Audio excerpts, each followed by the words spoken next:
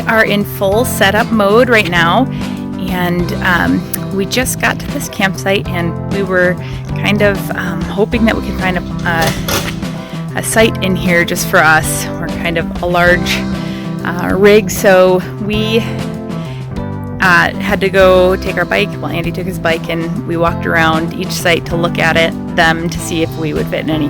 We landed on one. There's a few, but this one is, I guess, the only one that really works for us. But we are here in Olympic, putting the chocks in and all the things down. Got a little sketch blocking up here because it's such an incline. But this site is pretty cool, and we're excited to be here for a couple days. We're up near Hurricane Ridge, and we are in the campground just inside the park area. So we are pretty excited about being able to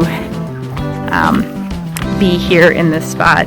We got here on a Tuesday, so we were hoping and praying that we would have a site available, and this is what it looks like. Olivia is our little homemaker, and she's getting everything ready. And Reese has helped set up the camper, and we're just about ready to relax and find something fun to explore. The name of this campground is Heart of the Hills